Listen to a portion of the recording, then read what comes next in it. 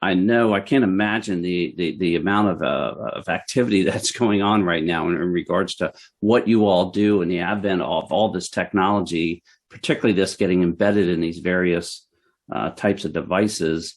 What's on the top of the priority list for you all? What's the demand signal that you're seeing?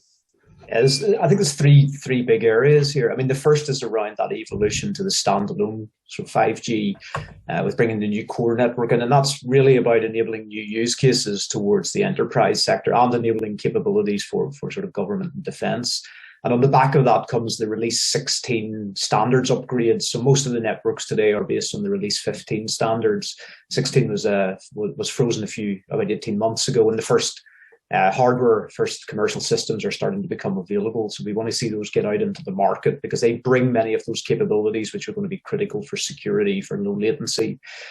The secondary area is really around the intersection with the cloud and the edge. To that sort of what Dr. Massey mentioned about the operate through side of it. How could, as an industry, we utilize the public cloud for better security, data privacy, localization, and also for latency use cases? And a big challenge, what we're seeing at the moment, is how do we guarantee consistently low latency when we use these edge networks, because it's no good if the latency fluctuates, especially if you're doing, say, an augmented reality types of application, because if the latency fluctuates too much, you get seasick, and it's not a very usable service.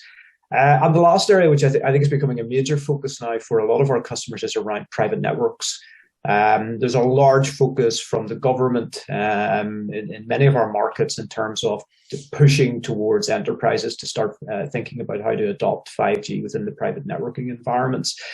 I think we see it at the moment, especially in the West here, there's a big risk. Asia and China certainly are very aggressive in this momentum with their Set Sail program, focusing on, trying to be a leader in sort of in 5G within manufacturing and the industrial sector to give them sort of economic leadership. And I think a big focus now we're seeing from a lot of our Western customers is really a drive to actually not be left behind. And again, this is very much about trying to understand how do we get a 5G private network deployed? How do we coexist in an environment where we maybe have other technologies like Wi-Fi, potentially even integrating into non-terrestrial networks with the low Earth orbit satellite technologies as well. So these are some of the big areas that we're prioritizing at the moment.